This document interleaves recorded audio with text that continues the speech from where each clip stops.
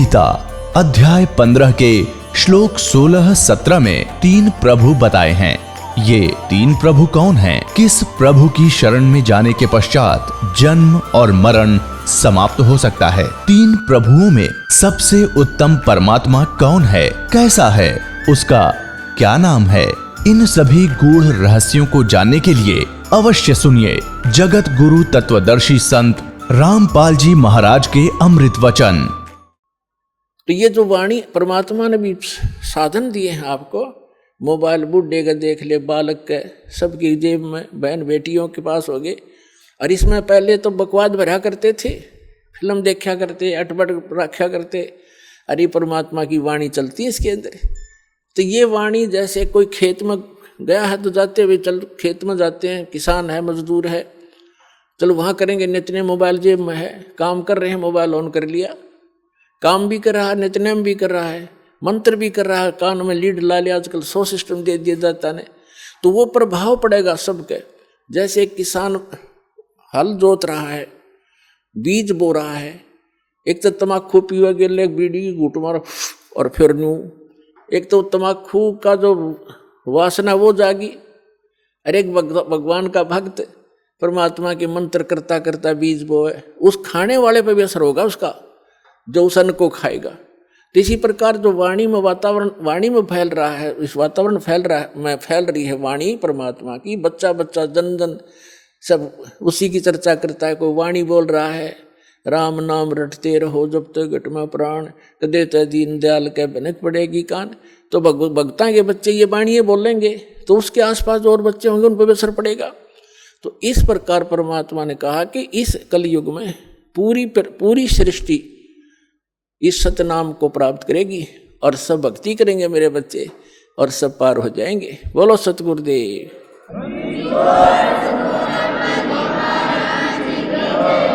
तो पुण्यात्माओं, जब तक हमें सत भक्ति नहीं मिलती, सच्चा सतगुरु नहीं मिलता और परमात्मा का ज्ञान सही नहीं होता, तो हम डगमग रहते हैं। और परमात्मा का मार्ग मिलने के बाद फिर हमें दृढ़ विश्वास होना चाहिए। कहते हैं क्या होया हरि नाम लेते हैं जब मन में ना विश्वास। आप नाम भी कर रहे हैं और परमात्मा पर विश्वास नहीं है तो आपकी भक्ति विफल है, कोई फायदा नहीं उस नाम के लेने का। एक भक्त, एक लड़का, जवान लड़का, वो दोनों बच्चे, उसकी पत्नी भी राय हुए थे, वो पायलट लगे हुए हैं। ऐसे वो बात कर रहे थे, जैसे खड़े थे हमारे पास, और कोई बता रहा था जी मुझे ऐसा लाभ हुआ, ऐसा लाभ हुआ। मैं ठीक है बेटा, अभी तब शुरुआत आपकी, देखते जाना भगवान क्या क्या सुख देगा आपको। तो वो लड़का कह रहा था, पायलट बेटा नू कह रहा था जी, कोई मैंने नू कहा ना, हमारे गुरु जी ने कभी दास का नाम लेके और सूर्य को हाथ में ग्रहण कर लिया, तो मैंने कहूँगा यह कोई खास बात नहीं, ये तो आम चीज़ है उनके लिए, वो तो कुछ भी कर सकते हैं। तो पुण्यात्मा, इतना दृढ़ विश्वास होना चाहिए आपके ऊपर, आपको भगवान के ऊपर, तब इसमें सफल होगे। अब जैसे जब तक हमें ये यथार्थ ज्ञान नहीं मिला था, ये सच्चा भगवान नहीं मिला था, तो हमने कोई बहकाले था कि ना ऐसा नहीं, ऐसा ठीक है, तब वो भी मान लेते थे। जब इस दास को ये ज्ञान प्राप्त हुआ हमारे पूज्य गुरुदेव जी से और ये नाम प्राप्त हुआ, उसके बाद डट के भक्ति करी।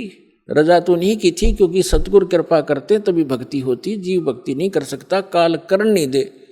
ये तो दाता साथ रहते अपने बच्चे के, और तब ये भक्ति कर पाता ना। इतना उलझा रखा है, 100 समस्याएं, सैकड़ों टेंशन पैदा कर रखी है बेमतलब की। तो पहले वो टेंशन खत्म करेगा, अंदर से सहारा देगा, क्योंकि हम तोड़ रखे हैं काल में, कति रगड़ रखे, पीस रखे।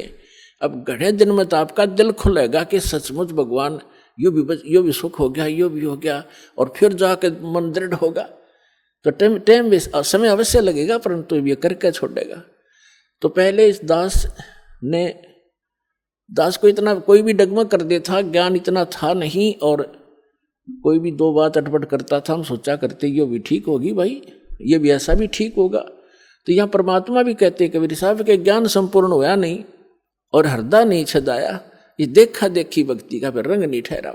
जब तक हमारे हृदय में ये ज्ञान नहीं टकेगा जाके, यानी हर कलेजे में इसमें कसक नहीं बनेगी सच्चाई की, तो हमें कोई भी बहका लेगा। तो जब मेरे जीवन में जो यू टर्न आया वो कैसे था कि पहले हमारे जो है धर्मगुरु जो भी ज्ञान देते थे हम उसको सत्य मानते थे, और जैसा कि जब दास के साथ एक घटना घटी, हमारे घर के ऊपर एक कमरा अलग से बना रखा था, उसको किराए पर दे रखा था। उसमें एक आर्य समाजी यानी महर्षि दयानंद का चेला शास्त्री था, वो उसमें किराए पर रहता था। बोलन चालन का बहुत अच्छा स्वभाव था उसका, एक बहुत ही नेक सा आदमी दिखा करता। नेक तो था लेकिन ज्ञान अज्ञान था उसके अंदर। लेकिन इस नाम से, ज्ञान से पहले, इस परमात्मा वाले ज्ञान से पहले हम जो भी चर्चा भगवान की करते थे तो वो कहता था ऐसे नहीं वैसे नहीं, तो हम मान लेते थे भी आप कुछ एज भी आदमी था, एजड था, और उसमें ठीक कह रहे, ये भी सच्चा है। जब ये ज्ञान दास को हुआ उससे पहले उससे चर्चा होती थी कि हमने हमारे सुना है कि जैसे द्रौपदी का चीर बढ़ा दिया भगवान ने, यानी साड़ी बढ़ा दी, तो वो कहता था नहीं ऐसा कुछ नहीं होता, ये तो सिर्फ एक पाखंडियों का भ्रम फैलाया हुआ है, ऐसा कुछ नहीं होता। तो हम ये भी मान लेते थे क्योंकि हमें कोई दृढ़ता नहीं थी। एक दिन ऐसी रजा हुई दास को, क्योंकि जब तक भगवान हमारे साथ कोई ऐसी अनहोनी नहीं करेगा इतने यो मन पापी टके नहीं, और ना यो भक्ति करने दे, ना दृढ़ होने देता। तो दास ने ये जैसे भक्ति बोध है, ये कुछ पुस्तक बनवाई सन 1988 में दास को नाम मिला था। 1989 और 90 की बात है। और एक अलग से पूजा स्थल बनाया 5.5 बाई 15 फुट का, एक गैलरी के ऊपर सेकंड फ्लोर पर, और उसमें आमने सामने खिड़की में यहाँ हवा भी साफ आती रहेगी। आपने उसमें फोटो वगैरह लगा के मंदिर टाइप बना लिया। जब वो मकान हम बना रहे थे, थोड़ा शहर से बाहर था, तो मैं लाया जाली लोहे की, मच्छरों से बचाने के लिए जाली लगाते खिड़कियों पे। तो किसी भी कारण से मेरे से गलती लगी या उस सेठ के नौकर से गलती लगी, 8 इंच छोटी जाली काट दी आमने और सामने की, और मैं ले आया आके मैंने बच्चों से कहा कि ले इसको लगाओ। मकान तो बन चुका था, वो खिड़की वो लगाना रह रहा था। जब वो लगाने लगे, ये बड़ा लड़का और एक किराएदार था वहाँ, अन्य बिहार का था, उन दोनों ने लग के वो लगानी चाहिए। तो उन्होंने कहा जी ये तो छोटी है, और छोटी भी थोड़ी नहीं, 8-9 इंच ऊपर ऐसे खड़े तो सही, बराबर में छोटी थी, साइड में चौड़ाई में। मैंने देखा भी सचमुच छोटी है। दूसरी देखी, वो भी ऐसी, दोनों एक जैसी खिड़कियां थी आमने सामने। मैंने सोचा इन्हें रख दे लपेट के और स्टोर में डाल दी ऊपर। वापस लेके जाऊंगा, वो लेगा नहीं, कहेगा मेरे क्या काम है, ये राड बढ़ाया नहीं करते वक्त, मैंने डाल दी। कुछ दिन के बाद दास ने ये भक्ति बोध बनवाई। उस समय दास को दीक्षा देने का आदेश नहीं था तब तक। 1994 में दास को आदेश हुआ है। 6 वर्ष तक दास सेवा करता था, भक्तों को समझाता था, गुरु जी के पास ले जाकर दीक्षा दिलवाता था। फिर उनकी रजा हुई, आदेश दे दिया दास को अचानक कि आज के बाद तू गुरु होगा। और आज के बाद सबको बोल दिया कि इनसे उपदेश लो, जितने भी उनके सस्ते, जो इनको गुरु नहीं मानेगा मेरा कुछ नहीं लगता। अब इतना बड़ा जिम्मेवारी का काम दास को जब अचानक सौंप दिया तो पसीना पसीना हो गया। समझ वो भी गए कि बच्चा घबरा गया।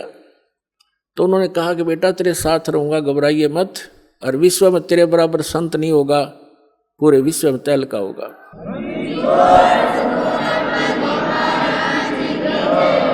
तो उस समय तो मुझे ऐसा लगा कि अपने बच्चे को सभी शाबाशी दिया करते हैं और सभी अपने बच्चे की कामना किया करते हैं, ये बड़ा अफसर बनेगा और तू देखिए न्यू हो जाएगा।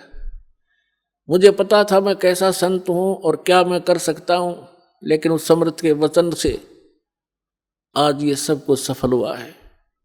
आज देख रहे हो विश्व में कोई संत नाम की चीज नहीं। आप तो बालक नहीं हो, एजुकेटेड हैं, सारा सब इतिहास आपके सामने खोल दिए। और ये दास को वो ज्ञान कबीर भगवान ने दिया और मेरे गुरुदेव का आशीर्वाद फल रहा है। तो मैंने पहले क्या करता था दास की, ये पुस्तक बनवाता था और हमारे गुरुजी फ्री दिया करते थे सबको जो उनके उपदेश लिया करते थे। तो मैंने 2000 पुस्तक 5,000 पुस्तक बनवाई और उनको रख दिया कि हमारे गुरुजी ज़्यादा रहते थे तलवंडी भाई, पंजाब के अंदर एक छोटा सा फिरोजपुर जिला में शहर है, कस्बा सा बरवाले जैसा, वहाँ ज़्यादा रहते थे। और भी 3-4 आश्रम थे। तो यहाँ नजफगढ़ के अंदर था एक आश्रम, अनाज मंडी में, एक मोघा के अंदर है, एक खन्ना में था, लेकिन ज़्यादातर वो तलवंडी रहते थे। और हरियाणा में केवल गरीबदास महाराज जी के एक समागम होता था। पर जैसे गरीबदास जी को भगवान मिले थे कबीर साहब, बहुत दिवस बोलते हैं उसका, उसमें छुड़ानी आया करते थे। तो हम इंतज़ार में रहते थे जब वो छुड़ानी आएंगे, वैसे मिलते रहते थे उनसे, लेकिन यहाँ वो दान दीक्षा देते थे और फ्री पुस्तक देते थे। तो मैंने वो पुस्तक बनवा ली, यानी जैसे आजकल मार्च में, अप्रैल में, मार्च में वो चले जाते थे, फिर आते भादुआ के अंदर आते थे सितंबर में, जब गरीबदास जी का निर्वाण दिवस होता था, और मार्च में होता था उनका बोध दिवस। ये 2 ही तो उन पर उपलक्ष्य इन समागमों में आते थे। तो मैंने अप्रैल मार्च के समागम के बाद ये पुस्तकें बनवाने का निर्णय किया उनके आदेश से और बनवा कर रख ली। तो मैंने पूजा स्थल पर एक तख्त डाल रखा था, उन पर कपड़ा बिछा कर सुंदर वो सारी पुस्तक लगा दी। आएंगे गुरुजी तो उनको संभलवा देंगे, वो फिर देते रहेंगे, सेवा के लिए रख दी। उस एक खिड़की में से शीशा टूटा हुआ था खिड़की का, उसमें से चूहे बढ़कर उनको काटने लगे। 2-3 दिन के बाद मेरी नज़र गई कि चूहों ने काट दिया। तो फिर मुझे ये भी ध्यान आया कि एक खिड़की का शीशा तो बिल्कुल ठीक है, एक का शीशा टूटा हुआ है, और शहर से दूर होने के कारण एक छोटे से शीशे के लिए कोई चढ़ाने वाला भी तैयार नहीं होता था आने के लिए। 1-2 बार कोशिश भी की थी, वो टाल मटोड़ कर देते थे, ज़्यादा कार्य होता आ जाते थे। तो मेरे दिमाग ने काम किया कि वो दोनों जाली दोनों खिड़कियों की लाए थे, इनको ऊपर नीचे ओवरलैप करके लगवा देता हूँ, चूहों से बचाव हो जाएगा। तो मैंने उन बच्चों से कहा कि आप ऐसे करना, वो दोनों जाली उतार लो, उतरवा ले लेना तेरी माँ से, और इनको ऐसे ऊपर नीचे लगा के चढ़ा देना खिड़की पर। वो लड़का बोला जी ठीक है। छोटा लड़का था, 12-13 वर्ष का उस टाइम वो। और वो दूसरा जो एक और था अनिल नाम का, बिहार से आया हुआ, किराए पर रहता था, वो जवान ठीक था, समझदार सा। उन दोनों को मैंने बोल दिया। मैं अपनी ड्यूटी पर चला गया। दास था जूनियर इंजीनियर इन इरिगेशन डिपार्टमेंट हरियाणा। तो मुझे तो चिंता थी। मैं शाम को वापस आया तो मैंने क्या देखा, उस लड़के की माँ से पूछा। मुझे चिंता थी कि वो जाली लगा दी कि नहीं लगा दी, कि तुम्हारी लगाऊंगा मैं गेल लग के, बालक से ना भी जान रहा हो। तो क्या देखा मैंने, जाली लगा रखी और एक जाली वहीं पड़ी या लोहे की, और वो उसकी माँ अपना काम लग रही। मैंने उसे पूछा कि ये जाली वही है या कोई और लाए हैं बच्चे? तो वो कह रही थी कि ये कहाँ के और लावा था। मैंने सुबह रखी, कह रही हूँ भाई तेरा पापा कह के गया था तो जाली लगा दो, या तुमने गुस्सा होगा फिर।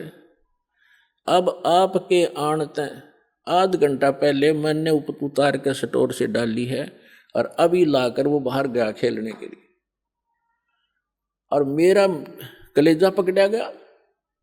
मैं उसे प्रसन्न करूं, वो ध्यान नहीं दे रही क्योंकि उसको पता नहीं इस बात का। और मेरे सारे शरीर में सन्नाटा गया कि या तो ये जाली वो नहीं, ये कोशिश करी मैंने जानने की। वो बोली देख इनका जंग लगा हुआ है।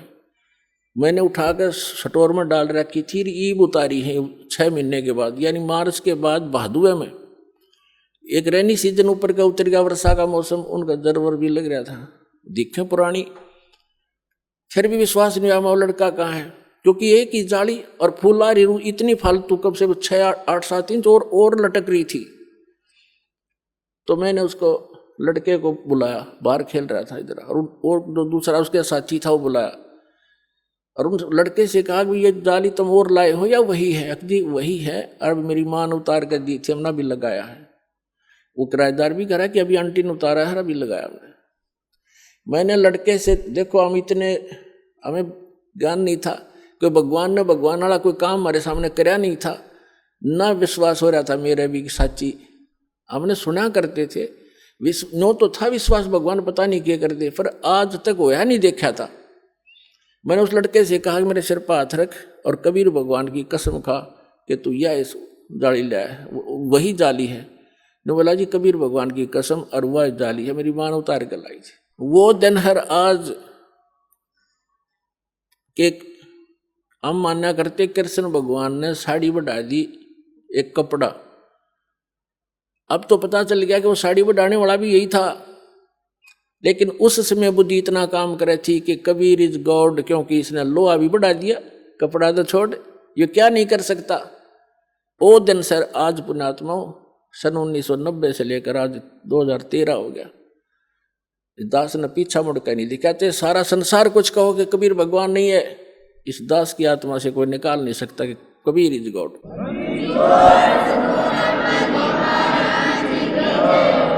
अब जब दास के साथ यह घटना घटी, और वो कम से कम 10 साल लगी रही वो जालिनों की नौरों को दिखा करता, देखो जो भगत थे वो तो मान जाते, बकवादी बने गए, बकवास करे, झूठ बोला, पाखंडी है। अच्छा भाई, तो फिर मैंने सोचा कि देखिए आर्य समाज का जो व्यक्ति है कितना अच्छा आदमी है, बोलन चालन का, व्यवहार का ठीक, अच्छा चरित्रवान व्यक्ति है, और इसको अज्ञान है, ये कहा करता कि ऐसे नहीं हो सकता, साड़ी नहीं बढ़ सकती।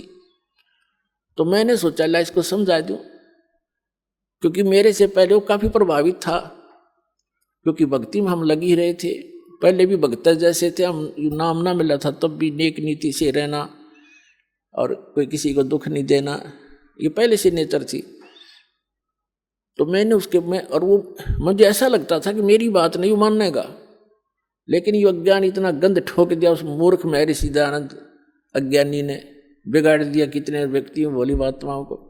तो मैंने उसके पास बैठकर जिक्र किया, जी मास्टर जी आप मानते हो कि भगवान श्री कृष्ण जी ने उसकी द्रौपदी की साड़ी बढ़ा दी थी, जैसे विषय बढ़ाना चाहा, मैंने उसको चलाना था विषय को कारण बना के। वो कहता जी नहीं ऐसे हम नहीं मानते। मैंने कहा जी, फिर मैंने उसको अपने उस जहाँ वो जाली लगा रखी थी ऊपर चौबारे में, उस गैलरी में, उस नीचे उसकी कक्ष था, उसमें बुला लिया, वहाँ बैठ के मैंने वो लड़के भी बुला लिए दोनों जिन्होंने जाली लगाई, इनकी माँ बुला ली ताकि इसका पेटा भर दूं, विश्वास दृढ़ करवा दूं, ये मान जा हमारी बात को।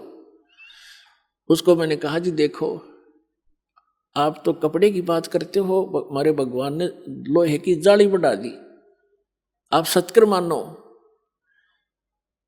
नो बोला, वो कहने लगा कि नहीं आप ये कोई बात हुई, जाड़ी साड़ी कभी बढ़ती है, जाली कभी बढ़ती है। मैं बोला देखो आओ दिखाऊं आपको। बोला नहीं छोड़ो हम नहीं मानते। अब वो काफी अटपट बोलने लगा। मुझे आशा नहीं थी कि ये इतना एकदम ऐसे गिरगिट की तरह बदल कर ऐसी बकवास करने लग जाएगा। मेरी आशा के विपरीत उसने ये बात कही कि आप तो ये पाखंडियों के बकाई हुई बातें हैं, ये है। अब पाखंडी तो मैं जब हूँ जब कोई मैं रोजी रोटी पाखंड से चला रहा हूँ। मैं तो नौकरी करता था, जूनियर इंजीनियर था, 2 रोटी सुथरी मिल रही थी। मैं अब भी मुझे पाखंडी कह रहा है ये मूर्ख। तो मैं चुप हो गया कि मैं अब इससे आगे बोलना कोई अच्छी बात नहीं, ये सुनता ही नहीं। मैं चुप हो गया, चल भाई अब आप नहीं मानोगे तो मानो मैं भी ना आपकी, क्योंकि अब मैं दर्द हो गया, मेरे साथ घटना घट गई।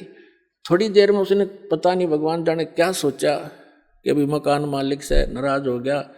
तो उसने नम्रता के साथ कहना शुरू किया कि आप इंजीनियर हैं, एजुकेटेड हैं, ये तो अनपढ़ लोगों की बातें होती हैं, ये बढ़ा दिया फलाना घटा दिया। मैं बोला ही नहीं, मैं कहा इससे कोई फायदा नहीं है डिस्कस करने का। तो क्या कहने लगा कि मैं बताता हूँ, महर्षि दयानंद ऐसे होते थे। महर्षि एक बार अपने कमरे में अभ्यास कर रहे थे, योग अभ्यास, और उधर से उनके दूध का समय हो गया, दूध पीता था वो सुबह सुबह। तो नौकर गया, उसने खिड़की से देखा महर्षि दयानंद कमरा बंद और उसमें योग आसन पद्म लगा के और योग अभ्यास के द्वारा ऊपर उठे और छत के सिर लगा के धीरे धीरे वापस आ गए, फिर ऊपर उठे। तो उसने औरों को भी बुलाया नौक करने की, देखो महर्षि जी क्या कर रहे हैं। तो पहले उसने मेरे से क्या कहा, जब मैंने कहा ना कि देखो ये जाली बढ़ गई, हमारी लोहे की जाली बढ़ गई, तो कहता था अब बढ़ा के दिखा जब मानू मैं।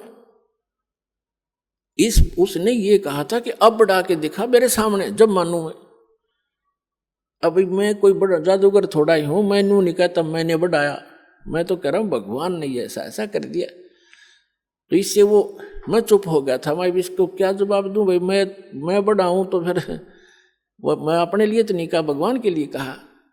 तो फिर वो क्या कहता है कि देखो महर्षि ऐसे होते हैं, योग अभ्यास से छत के सिर लगा देता था, वापस आता था। मैं बोला झूठ, कति नहीं मानू, आप करके दिखाओ। ओढ़ने का मुंह हो गया उसका, मगर करके दिखाए जब मानू तुझे में नहीं, झूठ बोलता है तो भी। लेकिन हम ये नहीं कहते कि ऐसा नहीं हो सकता, लेकिन महर्षि तो ये भी ना कर सका था, उदानंत है वो तो कति नाराय अज्ञानी और कति हर तरह से फेल आदमी था, उसकी फोकट में बना रखी थी इन लोगों ने। लेकिन ऋषि महर्षि यहाँ तक प्रमाण है कि संत स्वर्ग में चले जाते थे, दूसरे लोकों में जाते थे, वापस आ जाते थे। लेकिन ये मोक्ष मार्ग नहीं है ऐसे धक्के खाने भटकने से। तो फिर वो चला गया, उठ के माना नहीं, मैं तेरी नहीं मान सकता। तो पहले तो हम डगमग थे, हमें जो भी कुछ कहता था उसी की मान लेते थे। अब पृथ्वी इधर से उधर हो सकती है, दास ये नहीं मान सकता भगवान क्या नहीं कर सकता, सब कुछ कर सकता है। अपना आत्मा एक समय एक नगर के बाहर दो साधक साधना किया करते थे। एक तो 40 वर्ष से लगा हुआ था, दाढ़ी बड़ी हुई थी, बड़ा देखने में ऐसा महापुरुष दिखाई देता। और एक 4 वर्ष से ही साधना करनी प्रारंभ की थी दूसरे ने, और उन दोनों के पास देवदूत आता था और उनके पास बैठकर घंटों भगवान की चर्चा दोनों से ही करके जाता था। एक दूसरे साइड में था नगर के, एक ईस्ट में एक वेस्ट में। तो दोनों बड़े प्रसन्न होते थे, भगवान की चर्चा सुना करते थे। एक दिन भगवान के सामने देवदूत ने कहा कि प्रभु आपके 2 भक्त उस नगर में एक विशेष आपके ऊपर विश्वास करते हैं, आपकी बड़ी भक्ति करते हैं, आपके ऊपर आरूढ़ हैं, कुर्बान हैं। तो परमात्मा ने कहा कि भगवान ने कहा कि उनमें से एक भक्त है, ये दूसरा भक्त नहीं है, वो तो वैसे ढोंग कर रहा है।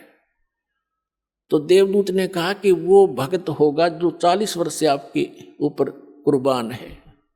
पर भगवान ने कहा कि नहीं, जो 4 वर्ष से लगा है ना वो है भक्त। अब ये देवदूत का बात गले उतरे नहीं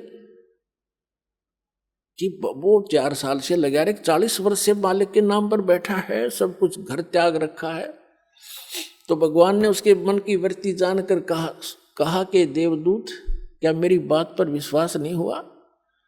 देवदूत कहने लगा जी भगवान आपकी बात पर अविश्वास हुई तो हो ही नहीं सकता, लेकिन मेरी बुद्धि संकीर्ण है या मेरा गला उतरती को ना।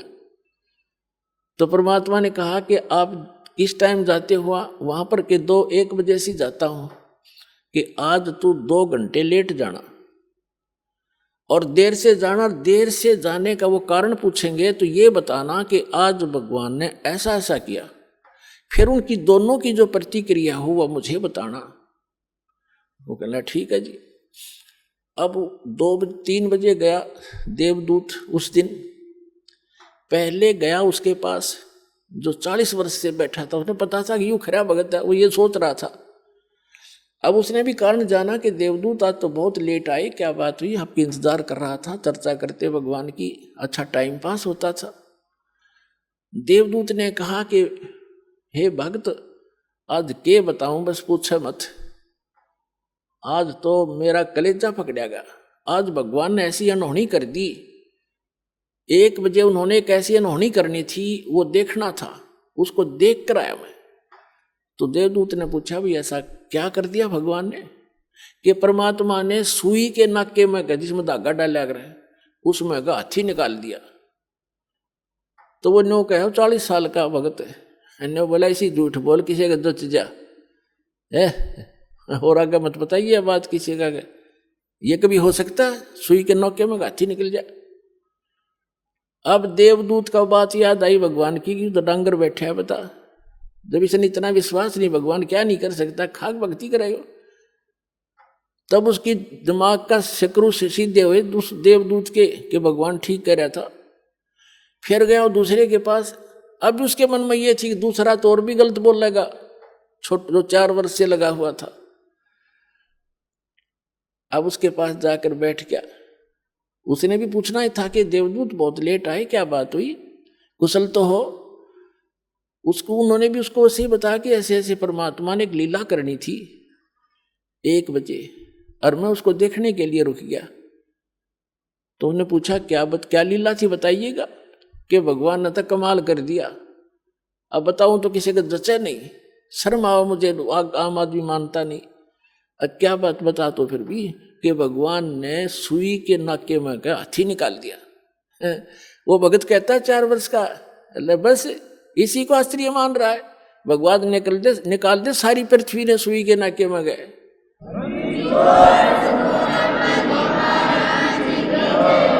तो देवदूत ने सीने से लगा लिया उस भगत को कि धन है तेरे माता पिता जिनसे जन्म हुआ, भगत होती सा हो। तो पुण्यात्माओं, इस भक्ति मार्ग में इम्पॉसिबल चीज नहीं होती और अविश्वास नहीं होना चाहिए। सतगुरु जो चावे सो कर ही, 14 कोट दूत जम डर ही, ऊत भूत जम त्रास निवारे और चित्रगुप्त के कागज पाड़े। बोलो सतगुरुदेव।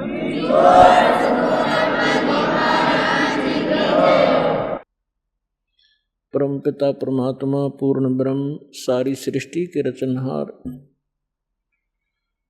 सर्व के पालक पूर्ण ब्रह्म कबीर परमेश्वर जी की असीम रजा से आप सभी पुण्यात्माएं सत्संग सुनने के लिए उपस्थित हुए। जिस प्राणी के युगों युगों के पुण्य उदय हो जाते हैं, उसी पुण्यात्मा को ऐसा शुभ स्थान प्राप्त होता है, उसी को सत्संग मिलता है, उसी को सतगुरु प्राप्त होते हैं। जैसा कि श्रीमद् भगवत गीता अध्याय नंबर 7 के श्लोक नंबर 12 से लेकर 15 तक गीता ज्ञानदाता जो श्री कृष्ण जी में प्रवेश करके बोल रहा है, वो काल भगवान ब्रह्म 21 ब्रह्मांड का प्रभु, जिसको सरपुरुष भी कहते हैं, वो कह रहा कि अर्जुन, जो इन तीनों गुणों की रजगुण ब्रह्मा, सतगुण विष्णु, तमगुण शिव जी तक की साधनाएं करते हैं, ये अपना जीवन नाश कर रहे हैं। और इनके विषय में फिर आगे कहा है कि जिनकी बुद्धि इस त्रिगुणमयी माया अर्थात इन्हीं भगवानों से मिलने वाले क्षणिक लाभ पर आश्रित हो गए हैं, टिक गए हैं, दृढ़ हो गए हैं, वो अपना जीवन नाश कर जाते हैं, क्योंकि उनके अंदर ये 4 गुण उपस्थित हो जाते हैं। राक्षस स्वभाव को धारण किए हुए, मनुष्यों में नीच, दूषित कर्म करने वाले मूर्ख, यानी इन भगवानों की तीनों गुणों युक्त रजगुण ब्रह्मा जी, सतगुण विष्णु, तमगुण शिव जी की साधना करने वालों को गीता जी के अंदर श्री गीता ज्ञानदाता ने कहा है कि ये राक्षस स्वभाव को धारण किए हुए मनुष्यों में नीच दूषित कर्म करने वाले ये मूर्ख मेरी साधना भी नहीं करते, यानी ब्रह्म तक भी नहीं इनकी बुद्धि पहुंची।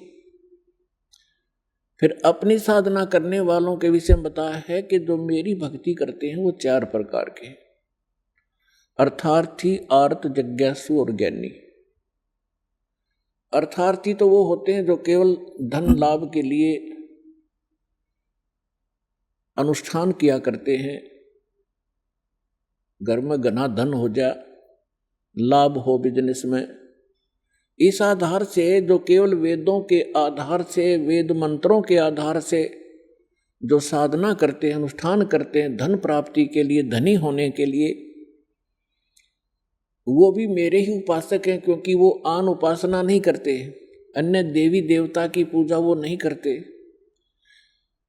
लेकिन वो भी अपना उद्देश्य भूल चुके हैं। दूसरे आर्थ यानी संकट निवारण के लिए जो अनुष्ठान किया करते हैं वो केवल वेद मंत्रों से ही करते हैं, वो भी मेरे ही पुजारी हैं, लेकिन वो भी अपनी दिशा भूल चुके हैं, क्योंकि इस अध्यात्म मार्ग के अंदर केवल इतना ही पर्याप्त नहीं है। फिर तीसरे जिज्ञासु बताए हैं। जिज्ञासु वो कर्महीन प्राणी होते हैं जो घर से निकलते हैं परमात्मा प्राप्ति के लिए, घर भी त्याग देते हैं, आगे जैसे भी उनको गुरु मिलते हैं उनसे ज्ञान ग्रहण कर लेते हैं और ज्ञान ग्रहण करके वक्ता बन जाते हैं, प्रभुता की भूख बन जाती है उनके अंदर। उस ऊट पटांग ज्ञान से लाखों लोगों को डुबो जाते हैं और स्वयं भी डूब जाते हैं। ये तीनों रिजेक्ट किए हैं गीता ज्ञानदाता ने कि ये अच्छे, ये साधक ठीक नहीं। चौथे ज्ञानी बताए। ज्ञानी वो प्राणी होते हैं जिनको ये ज्ञान हो गया कि जैसे परमात्मा की वाणी माता है, मानुष जन्म दुर्लभ है, ये मिलन बारंबार, तरवर से पत्ता टूट गिरे वो बोर न लगता डर, मानुष जन्म पाय कर जो नहीं रटे हरि नाम, जैसे कुआ जल बिना भाई बनवाया क्या काम। अब उनको ये ज्ञान हो गया कि मनुष्य जीवन का जो मूल कर्तव्य है, मूल उद्देश्य है केवल परमात्मा प्राप्ति, सत साधना करना और मोक्ष करवाना होता है। उनको दूसरे ये भी ज्ञान हो जाता है ज्ञानी को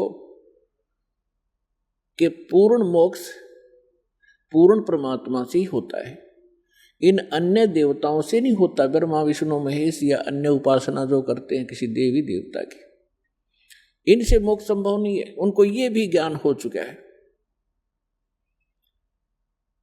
इसलिए वे किसी अन्य देव की पूजा नहीं करते, वो मेरी साधना करते हैं, इसलिए मुझे वो अच्छे लगते हैं और उनको मैं अच्छा लगता हूं। ब्रह्म कहते हैं, ब्रह्म कह रहा है, लेकिन फिर वो लास्ट में ये कहता है कि ये ज्ञानी आत्मा ये बड़ी नेक हैं, उदार हैं, परमात्मा पाने के लिए समर्पित हैं, लेकिन तत्वदर्शी संत ना मिलने से ये ज्ञानी आत्मा, अच्छी आत्मा भी मेरे वाली अनुत्तम, श्रीमद् भगवद गीता अध्याय नंबर 7 के 16, 17, 18 में ये अपने विषय में बता रहा है। 16 और 17 में तो इसने चारों का विवेचन दे दिया, अर्थार्थी, अर्थ और जिज्ञासु का और ज्ञानी का। अब गीता अध्याय नंबर 7 के श्लोक नंबर 18 में ये स्पष्ट कर देता है गीता ज्ञानदाता ब्रह्म, ये काल भगवान, ये कहता है कि ज्ञानी आत्मा है तो अच्छी उदार है, लेकिन इनको तत्वदर्शी संत ना मिलने से ये मेरे तक ही सीमित रहे और मेरे वाली अनुत्तम, 7वें अध्याय के 18वें श्लोक में एक अनुत्तम शब्द है, अनुत्तमाम। एक तो अनुत्तम होता है, एक अनुत्तमाम, अति घटिया,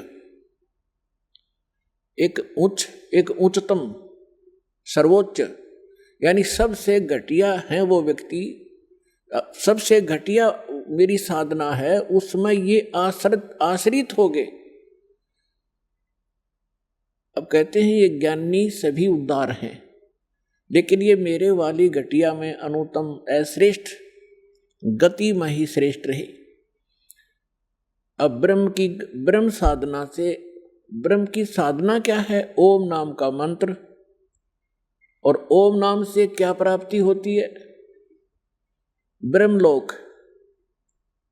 गीता अध्याय नंबर 8 के श्लोक नंबर 13 में ये अपनी साधना स्पष्ट करते हैं कि ओम इति एकाक्षरम ब्रह्म व्यवहारण माम अनुसमरण यह परियाति तजन देहम स याति परमाम गतिम। मुझ ब्रह्म का केवल एक ओम मंत्र है, नथिंग एल्स, इसके अतिरिक्त मेरा कोई मंत्र नहीं है। और इसका अंतिम सांस तक, शरीर त्यागने तक इसका सिमरण करता हुआ जो शरीर छोड़कर जाता है वह ब्रह्मलोक को प्राप्त होता है। यानी मेरी सबसे उत्तम यानी परम गति प्राप्त होती है जो ओम से मिलने वाली है।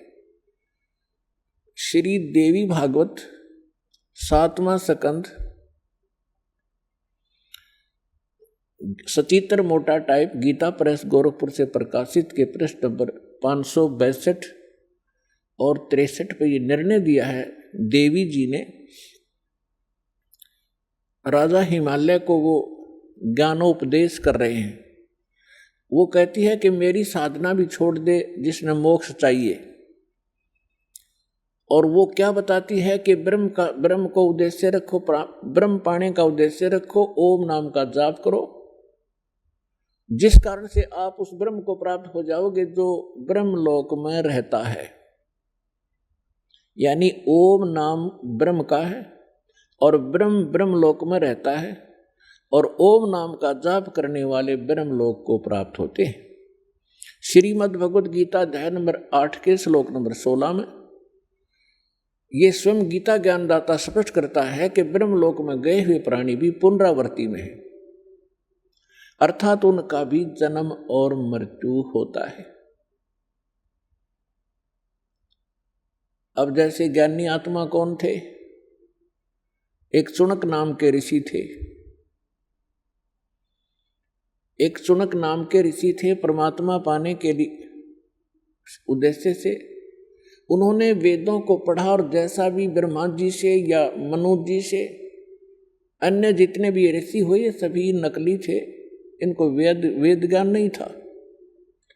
पुण्यात्माओं, आज बुद्धिमान समाज हो गया, इसलिए दास ये शब्द कहने में सफल हो रहा है क्योंकि हमारे सदग्रंथ गवाह हैं। और ऐसे इंस्ट्रूमेंट परमेश्वर ने उपलब्ध करा दिए आपके लिए कि इन दुष्ट लोगों का अब दाव लग नहीं रहा। ये शर पटक रहे हैं पागल कुत्ते की तरह। अब भी चाह रहे हैं कि जनता को बरगला दें, हमारे धंधे चलते रहें। लेकिन परमात्मा ने सबसे पहले उपकार ये किया आपके ऊपर कि आपको शिक्षित किया और फिर ऐसे उपकरण बनवाए। न ये मनुष्य मेड नहीं है, ये मनुष्य की बुद्धि के सत्र का काम नहीं है। इंटरनेट लगाना, टीवी चैनल बनाना, ये अभी 10 वर्ष से क्यों हुए, 15 वर्ष से पहले ना थी ये कभी। केवल आपके ऊपर रहम किया दाता ने, वो समर्थ शक्ति है, उन्होंने इस समय ये काम करना ही करना था। तो दास ने ये कहा कि आज तक जितने भी ऋषि महर्षि हुए हैं ये सभी अज्ञानी थे, इनको कख भी पता नहीं था वेदों और गीता और हमारे सदग्रंथों का। ये समय रह कर आपको बहुत बार प्रमाणित भी किया, समय आने पर इस सत्संग के दौरान भी समय लगा तो प्रमाण दिखाएंगे। आज का जो विषय है वो अलग है। तो चुनक नाम का ऋषि था, उन्होंने वेदों में पढ़ लिया। यजुर्वेद अध्याय नंबर 40 के मंत्र नंबर 15 में लिखा है कि वायु अनिलम अथिदम भस्मांतम शरीरम ओम करतो सुमर किलबे सुमर और करतुम सुमर। ओम नाम का जाप काम करते करते सिमरण करो, विशेष कसक के साथ सिमरण करो, यानी श्रद्धा के साथ। और मनुष्य जीवन का प्रथम कर्तव्य जानकर ओम नाम का जाप करो। अब यहां इन ऋषियों ने इससे निष्कर्ष निकाल दिया कि उस पूर्ण परमात्मा का ओम मंत्र है, क्योंकि वेदों में और अन्य कोई मंत्र का निर्देश संकेत नहीं है, स्पष्ट नहीं है। इसलिए इन्होंने यजुर्वेद अध्याय नंबर 40 के मंत्र नंबर 15 से ओम नाम ले लिया और ये पूर्ण ब्रह्म का मान लिया।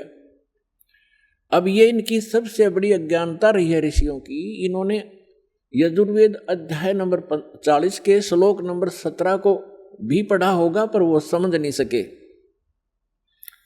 उसमें वेद ज्ञानदाता कहता है कि वो पूर्ण परमात्मा, पूर्ण ब्रह्म, पूर्ण पुरुष, वो तो गुप्त है, परोक्ष है, और मैं ब्रह्म हूं, मेरा ओम नाम है, और मैं ब्रह्मलोक में रूपी दिव्य आकाश में रहता हूं।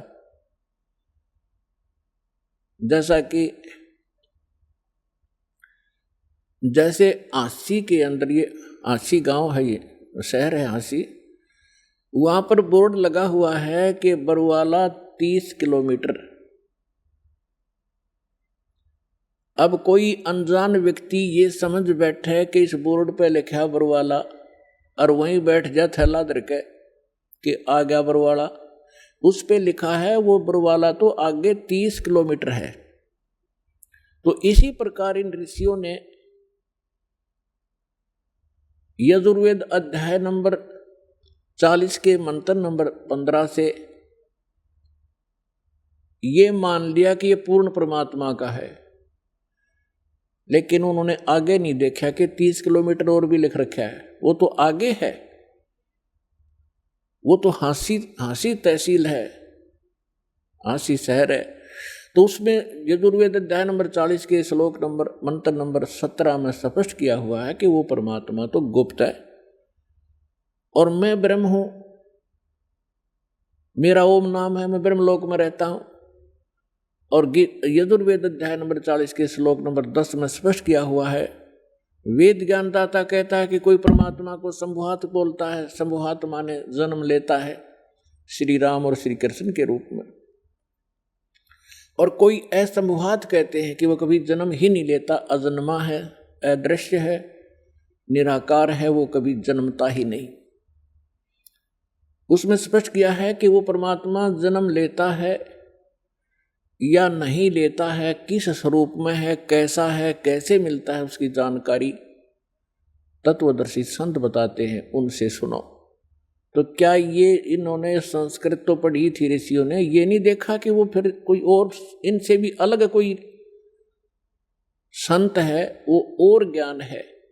श्रीमद् भगवद गीता अध्याय नंबर 4 के श्लोक नंबर 32 में स्पष्ट किया हुआ है कि अर्जुन, जो मैंने अभी अध्याय नंबर 4 के श्लोक 25 से लेकर 31 तक जो भी साधनाएं, जैसा भी कोई कर रहा है, कोई योग साधना करता है, कोई देवताओं की पूजा करता है, कोई स्वाध्याय ही करता है, जैसे गीता का पाठ कर लिया, वेदों का कोई मंत्र जाप कर लिया, ये सब अपनी अपनी साधनाओं को पापनाशक जानते हैं। लेकिन चौथे अध्याय के 32वें श्लोक में कहा है कि इन यज्ञों की जानकारी, यज्ञ माने धार्मिक अनुष्ठानों की, सच्ची भक्ति की जानकारी सच्चिदानंद घन ब्रह्म ने अपने मुख कमल से बोली है, वो वाणी उसके अंदर विस्तार के साथ कही गई है। वो तत्वदर्शी संत, वो तत्व ज्ञान है। यहां इन अनुवादकर्ताओं ने, गीता अनुवादकों ने एक बहुत भारी भूल कर रखी है। गीता अध्याय नंबर 4 के श्लोक नंबर 32 में एक ब्रह्मणे मुखे शब्द है। यहां इन्होंने ब्रह्मणे का अर्थ कर दिया वेद की वाणी, ब्रह्मणे मुखे। वेद की वाणी तो गीता ज्ञानदाता वेदों वाला सारांश तो बोल ही रहा है, वेद की वाणी कहाँ रही? और वेद खुद कहते हैं उसमें वो कोई और संत है, और ही ज्ञान बतावेगा, उससे सुनो। तो उसमें बताया है कि वो ब्रह्मणे मुखे का अर्थ है, ब्रह्मणे माने सच्चिदानंद घन ब्रह्म, यानी परम अक्षर ब्रह्म, पूर्ण परमात्मा इस धरती पर आते हैं। अपने मुख कमल से स्वयं ही वो यथार्थ ज्ञान अपने द्वारा रची हुई सृष्टि को सही सही बताते हैं, और यथार्थ साधना, धार्मिक अनुष्ठानों की जानकारी भी वो स्वयं ही बताते हैं, बोल बोल के सुनाते हैं। वो सच्चिदानंद घन ब्रह्म की वाणी कहलाती है, वो तत्व ज्ञान है। इब गीता अध्याय नंबर 17 के श्लोक नंबर 23 में भी यो ब्रह्मणे शब्द है। वहां इन अनुवादकों की बुद्धि विचलित नहीं हुई, वहां अर्थ ठीक कर दिया। ओम तत्सत इति निर्देश ब्रह्मणे त्रिविध समर्थ ब्राह्मणा तेन वेदा यगा विहिता पुरा। उसमें ये ब्रह्मणे शब्द है, वहां इन्होंने सही अर्थ किया है। ब्रह्मणे माने सच्चिदानंद घन ब्रह्म, यानी पूर्ण परमात्मा परम अक्षर ब्रह्म की साधना का, उसकी प्राप्ति के लिए 3 मंत्र के जाप का निर्देश है। ओम तो ये ब्रह्म का, सरपुरुष का, और तत् ये सांकेतिक है, और सत्य भी कोड वर्ड है। तत् जो है ये अक्षर पुरुष का है, और सत्य जो गुप्त है वो परम अक्षर ब्रह्म सच्चिदानंद घन ब्रह्म का मंत्र है। इन तीनों के मंत्र के जाप से उस परम अक्षर ब्रह्म की प्राप्ति होती है। तो जो दास आपको बताने जा रहा था कि आप कितने पुण्यकर्मी प्राणी हैं और कितने पूर्व जन्म के शुभ संस्कारों से युक्त हैं, जो आप सतलोक आश्रम बरवाला जिला हिसार हरियाणा में पहुंचे, उसके लिए ये सब भूमिका बता रहा हूं आपको। इतना प्रमाण दे करके आपकी बुद्धि सेट होगी कि सचमुच हमारा कोई सौभाग्य ही उदय हुआ है, शुभ कर्म ही हमारे साथ है जो ऐसे पवित्र स्थल पर लाया है। अब गीता अध्याय नंबर 4 के श्लोक नंबर 32 में तो स्पष्ट कर दिया कि उस सच्चिदानंद घन ब्रह्म ने अपने मुख कमल से जो ज्ञान दिया वो यथार्थ ज्ञान है, उसको तत्व ज्ञान कहते हैं। चौथे अध्याय के 34वें श्लोक में कहा कि उस तत्व ज्ञान को तू तत्वदर्शी संतों के पास जाकर समझ। जो परमात्मा आकर ज्ञान देता है वो मुझे ज्ञान नहीं, कौन कहता? गीता ज्ञान दाता श्री ब्रह्मा, श्री विष्णु, श्री शिव जी के पूज्य पिताजी। और उस ज्ञान को किसी तत्वदर्शी संत से पूछो तो इससे सिद्ध है कि वो वेद ज्ञान से भी भिन्न ज्ञान है और गीता के ज्ञान से भी वो भिन्न है। नहीं तो गीता जी में एक अध्याय और लिख देता हो कि ये है वो तत्व ज्ञान, 19वां अध्याय और बना देते, नहीं, उनको पता नहीं। तो उसको तत्वदर्शी संत ही बताते हैं। अब तत्वदर्शी संत की पहचान बताई है 15वें अध्याय के प्रथम मंत्र में श्रीमद् भगवत गीता में, कि जो संत इस उल्टे लटके हुए संसार रूपी वृक्ष के पत्तों से लेकर मूल तक विस्तार से बताता है, भिन्न भिन्न बताएगा, स वेदवित वो तत्वदर्शी संत है। वह वेद के तात्पर्य को जानने वाला है। तो परमेश्वर स्वयं आते हैं, जैसे अभी आपको बताया कि सच्चिदानंद घन ब्रह्म यानी पूर्ण परमात्मा अपने मुख कमल से ही यथार्थ ज्ञान बताते हैं। उन्होंने 600 वर्ष पहले यह ज्ञान कहा था कि अक्षर पुरुष एक पेड़ है। जैसे आपको बहुत बार पेड़ का चित्र दिखाया है, संसार रूपी वृक्ष का, जो जमीन से बाहर दिखाई देता उसको वृक्ष बोलते हैं, पेड़ बोलते हैं। तो परमात्मा ने स्वयं आकर इस संसार रूपी वृक्ष को के विषय में जानकारी दी थी, क्योंकि वो सृष्टि रचनहार हैं। 600 वर्ष पहले जिनको अज्ञानी और अशिक्षित कहा जाता था, जुलाहा धाणक एक शूद्र नाम से पुकारा जाता था, वो परम पिता थे, वो परम अक्षर ब्रह्म थे। हमारी बुद्धि बालकों वाली है, हम भगवान को समझ नहीं पाए, और विशेष रोल रहा हमारे धर्म गुरुओं का, जिन्होंने हमारे अंदर आंखों में अज्ञानता का मोतिया बिंद कर दिया था। उस समय 600 वर्ष पहले परमात्मा कबीर जी ने कहा था कि अक्षर पुरुष एक पेड़ है, सरपुरुष वाकी डार, सरपुरुष कहो ज्योत निरंजन कहो, और तीनों देवा शाखा हैं, ये पात्र रूप संसार है। और मूल स्वयं है। वो मूल बताने के लिए इस दास की सेवा दी है कि वो मूल कौन है। गीता अध्याय नंबर 15 के श्लोक नंबर 16 और 17 में 3 पुरुष हैं, सरपुरुष, अक्षर पुरुष, और 17वें श्लोक में कहा कि उत्तम पुरुषत्व अन्य परमात्मा इति उदाहरत है, यह लोकतरम अविषय विवर्ती अवैश्वर है, वो परम अक्षर ब्रह्म है। और वही तीनों लोकों में प्रवेश करके सबका धारण पोषण करता, वो वास्तव में अविनाशी भगवान है। तो कहने का तात्पर्य यह है कि फिर तत्वदर्शी संत की पहचान क्या है? प्रथम पहचान तो ये है कि सतगुरु के लक्षण कहूं मधुरे बैन विनोद, 4 वेद 6 शास्त्र वो कहे 18 बोध। यानी वो परमात्मा का जो कृपा पात्र होगा वही सतगुरु होते हैं और वही तत्वदर्शी संत होते हैं, और वो सभी सदग्रंथों के यथार्थ ज्ञान से युक्त होते हैं। तो परमात्मा तो सारे सब कुछ जानकार हैं, सर्वज्ञ हैं, और फिर इस दास को वो ज्ञान युक्त बनाकर आप पुण्यात्माओं पर मेहर की परमेश्वर ने। आइए अब हम उन श्रद्धालुओं के अनुभव जानते हैं जो जगत गुरु तत्वदर्शी संत रामपाल जी महाराज जी से दीक्षा प्राप्त कर चुके हैं तथा उनके द्वारा बताए गए भक्ति मार्ग पर चल रहे हैं। नमस्कार सर। सत साहेब जी। सर क्या नाम है आपका? मेरा नाम तुलसी सिंह तोमर है जी। तुलसी जी आप कहाँ से हैं? मैं हरपटपुर डिस्ट्रिक्ट देहरादून का रहने वाला हूँ जी, उत्तराखंड। सर संत रामपाल जी महाराज से नाम दीक्षा आपने कब ली? मैं 16 नवंबर 2018 को संत रामपाल जी महाराज जी से नाम दीक्षा लिया जी। संत रामपाल जी महाराज से नाम दीक्षा लेने से पहले आप क्या भक्ति साधनाएं करते थे?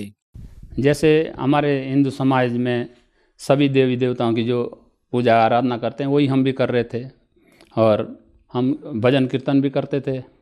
और अभी कुछ लास्ट के दिनों में मैं काली माता की पूजा करता था। हर शनिवार को एक नारियल और जोत जलाता था दुर्गा काली जी की। सर क्या काम करते हैं आप? मैं CRPF से रिटायरमेंट आया हूँ जी 2017 में। सर क्या कारण बना कि आप संत रामपाल जी महाराज की शरण में आए? सर ये थोड़ी कहानी यहाँ लंबी है, क्योंकि पहले जो हम भक्ति आराधना कर रहे थे तो कर ही रहे थे, लेकिन हमारे परिवार में फिर भी दुखों का कहर था। हमारी श्रीमती, हमारी मिसेज मतलब काफ़ी बीमार रहती थी, उसको एम्बुलेंस में ले जाना पड़ता था, PGI चंडीगढ़ या देहरादून कहीं भी, वो बैठ भी नहीं पाती थी। और हमारा बच्चा भी जो है बीमार रहता था, घर में जो है दवाइयों का ढेर लगा रहता था, और हमें चैन था ही नहीं, पैसा एक बचता नहीं था हमारे को। तो इसी बीच जो है जहाँ हम रहते हैं वहाँ एक भगत रहता है जिन्होंने जो है संत रामपाल जी महाराज जी से नाम दीक्षा ले रखी थी जी। उन्होंने, हमें पता भी नहीं था कि इन्होंने नाम दीक्षा ले रखी, लेकिन उन्होंने एक दिन हमारे को ज्ञान गंगा पुस्तक दी। धीरे धीरे जो हमने वो ज्ञान गंगा पुस्तक को पढ़ लिया, और वो ज्ञान जो हमारे दिमाग में बैठ गया कि ये ज्ञान हमने सुना नहीं था वो ज्ञान कभी, तो कहीं ना कहीं हमें उस लगन लग गई जी। फिर उसको हम उस ज्ञान को खोजने के लिए फिर हम दिल्ली में, हमारे गांव का एक लड़का था, उसको फ़ोन किया है। वहाँ से जो है वेदों की किताबें मंगाई। गीता की किताब मैंने गोरखपुर से ला रखी थी जब मैं उस साइड से पहले सर्विस करता था। सूक्ष्म वेद की किताब मंगाई जी। तब मैंने उस जो है गीता की जो ज्ञान गंगा पुस्तक जो उन्होंने भगत ने दी थी हमें, उसका मिलान किया हमने अपने सदग्रंथों से। इस काम को करने के लिए जो है मेरे को 8 महीने लगे जी। 8 महीने जब इस ज्ञान को हमने अच्छी तरह से छान लिया, तो तब हमने विचार बनाया कि अब हमें जो है नाम दीक्षा लेनी चाहिए। लेकिन नाम दीक्षा कैसे लें, क्योंकि हमारे अंदर विकार बहुत भरे हुए थे जी। हम 13-14 साल की उम्र से जो है हम नशे पत्ते में लग गए थे। तंबाकू खाना, बीड़ी पीना और शराब पीना, ये हमारा जो है डेली की दिनचर्या बचपन से ही रही है जी। तो हमारे अंदर ये विकार थे, और किताब में ये साफ लिखा हुआ था कि ये आपको ये नियम का जो है पालन करना पड़ेगा। तो हम इसको छोड़ नहीं पा रहे थे। कई बार जो हमने जो है इस नशे को छोड़ने की बहुत कोशिश की, लेकिन नहीं छूट पाता था। अगर हम बीड़ी छोड़ना चाहते थे तो तंबाकू खा लेते थे, तंबाकू छोड़ना चाहते थे तो फिर बीड़ी पी लेते थे, और दारू तो कभी छूटती नहीं थी। और मांस मच्छी का जो है हम इस्तेमाल जो हमेशा जो है बचपन से जो है करते आए थे, क्योंकि हमारा जिस समाज में हमारा जन्म हुआ वो हमारा समाज मांस मच्छी का जो है बचपन से हमको जो है ये प्रेरणा दी है कि हाँ भाई ये खाना है, ये खाना है। तो मैंने एक दिन खुद ही अपने अंतरात्मा से उस परमात्मा को याद किया था। परमात्मा सदगुरु रामपाल जी महाराज को अपने मन में याद किया कि आप अगर वो शक्ति है, वो परमपिता है, वो सदगुरु है, तो मेरे ये विकार छुड़ा दो, तब मैं आपके शरण में आ जाऊंगा। लेकिन अगर मेरे ये विकार नहीं छूटेंगे तो मैं आपके शरण में आके भी कोई फ़ायदा मेरे को मिलने वाला नहीं है, क्योंकि जब नियम का पालन नहीं हो पाएगा मेरे से, तो मेरे को फ़ायदे से मैं वंचित रह जाऊँगा। सर वो मैंने एक दिन अपने अंतरात्मा से ये वचन किए थे। मेरा जो है वो नशा पता जो है सब छूट गया। 15-20 दिन में खूब आजमा के देख लिया कि कब अब मेरे को जो है नशा पता करने का कोई मन तो नहीं कर रहा है, कुछ नहीं हुआ। तब जाके जो है हम हमारे नज़दीक में जो है सतगुरु रामपाल जी महाराज जी ने जो है ये कृपा कर रखी, हमारे बहुत नज़दीक जो है नामदान सेंटर खोल रखा है रामपुर में, और वहाँ जाके जो है फिर हम परमात्मा रामपाल जी महाराज जी के नामदान सेंटर पे जो है नाम दीक्षा मिल गई जी हमारे को। सर, जैसा कि आपने बताया कि संत रामपाल जी महाराज से नाम दीक्षा लेने से पहले ही आपका नशा छूट गया। आपने संत रामपाल जी महाराज को आजमाया कि इनमें अगर शक्ति है तो मेरा नशा छूट जाए, और आपका नशा छूट गया। आपने संत रामपाल जी महाराज से नाम दीक्षा ली, तो क्या संत रामपाल जी महाराज से नाम दीक्षा लेने के बाद भी आपको लाभ हुए? सर, लाभ संत रामपाल जी महाराज की कृपा से ऐसी दया हुई है जी हमारे ऊपर कि अब नशा पता जब छूट गया तो पैसे भी सब बचने लग गए, दुख तकलीफ भी सब दूर हो गए जी। अब आराम से ज़िंदगी कट रही है। और 3 बार तो संत रामपाल जी महाराज की कृपा से जो है मेरे को जो है जीवन दान मिल चुका है जी। सर जी, हमारे मिसेज को जो है स्पाइन की प्रॉब्लम थी, नसों की बहुत बड़ी प्रॉब्लम थी। उनको स्ट्रेचर पे जो है एम्बुलेंस में लेटा के ले जाना पड़ता था। देहरादून का कोई डॉक्टर नहीं छोड़ा जहां हमने नहीं दिखाया उनको। आयुर्वेद को दिखाया है, आयुर्वेद वालों को भी दिखाया है, यहाँ बड़े बड़े हॉस्पिटल है देहरादून में, वहाँ पे सब जगह दिखाया। और उसके बाद हम पीजीआई चंडीगढ़ ले गए उनको, चंडीगढ़ के डॉक्टरों को दिखाया। 3 बार जो है वहाँ एम्बुलेंस में ले गए हम चंडीगढ़, वहाँ से भी कोई रिजल्ट नहीं मिला जी। दवाई सब लिख के देते थे और दवाइयों का ढेर लग गया, लेकिन आराम उनको बिल्कुल नहीं मिला। डॉक्टरों ने भी यही लास्ट में ये बताया कि ये तो इनको प्रॉब्लम रहेगी, इनके शरीर में जो है कैल्शियम कम हो गया, आप इनको कैल्शियम देते रहें और ये जो है थोड़ा इनको हो सकता है कि थोड़ा बहुत इनको आराम हो जाए इनके कैल्शियम खाने से। लेकिन ऐसा कुछ भी नहीं हुआ है जी सर जी। और उनकी जो है और हालत जो है ज़्यादा ख़राब हो गई। तब उनका जो है उन्होंने बोला कि मैं भक्ति करूँगी, तब उनको जो है नामदान सेंटर ले जाकर जो है संत रामपाल जी महाराज जी के चरणों में जाके जो है उन्होंने नाम दीक्षा ली। उसके बाद जो है उनकी जो है वो बीमारी वो आज जो है समाप्त हो गई और आज खुशी की ज़िंदगी जी रहे हैं। पूरा परिवार जो है खुशी की ज़िंदगी जी रहे हैं जी। कोई तकलीफ़ नहीं है, कोई दिक्कत नहीं है जी भगत जी। सर जी, मैं 13-14 साल की उम्र से नशा पता करता था। बीड़ी, सिगरेट, तम्बाकू खाना या दारू पीना, ये बचपन से मैं इसका नशा करता था। और इसको मैं फिर बाद में छोड़ने की भी बहुत कोशिश किया, लेकिन नहीं छूटता था जी। संत रामपाल जी महाराज जी के शरण में आने से जो है मेरे सारे नशे छूट गए जी। और आज मैं सब नशों से मुक्त हूँ और संत रामपाल जी महाराज जी द्वारा दी गई साधना कर रहा हूँ। और अब मेरा मोक्ष होना भी निश्चित है, क्योंकि ये जो ज्ञान है इसको मैंने खुद भी जो है अपने सदग्रंथों से जो है मिला के देख लिया है। ये फाइनल ज्ञान है जी। अब हमारा मोक्ष भी निश्चित है और यहाँ के जो सुख सुविधा है वो तो परमात्मा संत गुरु रामपाल जी महाराज ने दे ही दी है जी। सर, आप सीआरपीएफ से रिटायर्ड हैं और आप एक एजुकेटेड पर्सन हैं। आपने बताया कि आप 13-14 साल की उम्र से नशा कर रहे थे, नशा नहीं छोड़ पा रहे थे, लास्ट तक आपने नशा किया। लेकिन जब आपने संत रामपाल जी महाराज को आजमाया कि अगर आप में कोई शक्ति है तो मेरा नशा छूट जाए, और आपका नशा छूट भी गया। तो जो दर्शक आज आपको टीवी पर देख रहे हैं, नशे से ग्रस्त हैं और नशा छोड़ना चाहते हैं, उनके लिए आप क्या कहना चाहेंगे? सर जी, जो अभी मेरे को लाइव देख रहे हैं, मैं उनसे सबसे करबद्ध प्रार्थना करता हूं कि जैसे मैं बचपन से जो है नशे में डूबा हुआ इंसान था, जैसे मैं आज इंसान बन गया, नशे पत्ते से दूर हो गया, सद्भक्ति मिल गई, ऐसे पूरी दुनिया जो है संत रामपाल जी महाराज जी से जो है नाम दीक्षा लेकर अपने नशे को से जो है अपना छुटकारा पा सकते हैं। सर, संत रामपाल जी महाराज से नाम दीक्षा कैसे ली जा सकती है? सर जी, नाम दीक्षा लेना जो है संत रामपाल जी महाराज ने इतना आसान कर दिया है जी। अगर आप टीवी देख रहे हैं तो नीचे एक पीली पट्टी चलती है जी सत्संग के साथ साथ, उसमें जो है आश्रमों के नंबर दिए जाते हैं। किसी भी नंबर पर जो है आप कॉल करके जो है पूरी डिटेल आप ले सकते हैं जी। पुस्तक मंगा सकते हैं जी, आप आश्रमों के से जो है और जानकारी ले सकते हैं, नामदान सेंटरों की जानकारी ले सकते हैं और ज्ञान की जो है जानकारी ले सकते हैं जी। इतनी सुविधा कर रखी है परमात्मा रामपाल जी महाराज जी ने। धन्यवाद सर। सत साहेब जी।